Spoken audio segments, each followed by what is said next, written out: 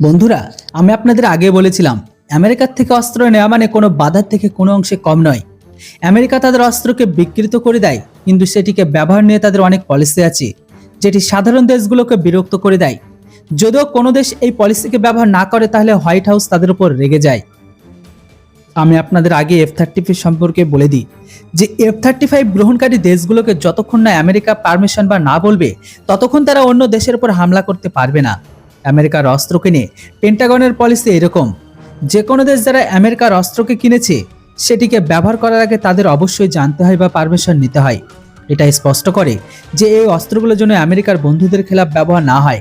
আর এই কারণে আজকের দিনে ইসরায়েলের কাছে আমেরিকার F-35 থাকার পরেও সেটা গালফ কান্ট্রির খেলাফ ব্যবহার করেনি কোনোদিন সৌদি, ইউএই, আমেরিকার বন্ধুপ্রতিম দেশের ওপর। আর এই ব্যাপারটা এখন ভারতের সাথে হতে দেখা যাচ্ছে। যখন ভারত পাকিস্তানের খেলাফ আমেরিকার অ্যাপাচিকে ডিপ্লয় করেছে, হ্যাঁ বন্ধুরা, এটা তো আপনারা সকলে জানেন, রাজস্থানের যোধপুর মানে পাকিস্তানি সীমানার কাছে অ্যাপাচি হেলিকপ্টারের প্রথম স্কোয়াড্রনকে ডিপ্লয় করে দিয়েছে।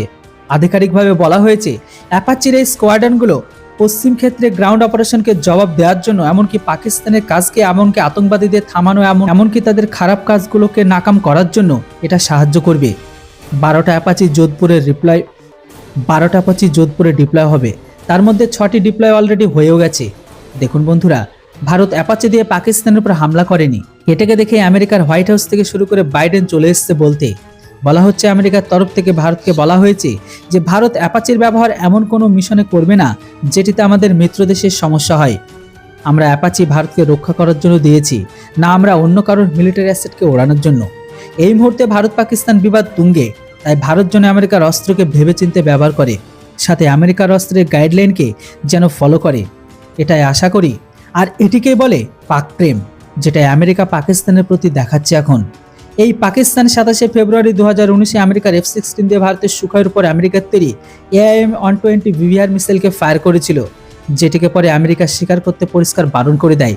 কিন্তু ভারত যখন পরে আমেরিকার সামনে এই মিসাইলের ধাঁচা মানে প্রমাণ সহ তার ধাঁচাকে দেখায়, তারপরে আমেরিকার কথা বলা বন্ধ হয়।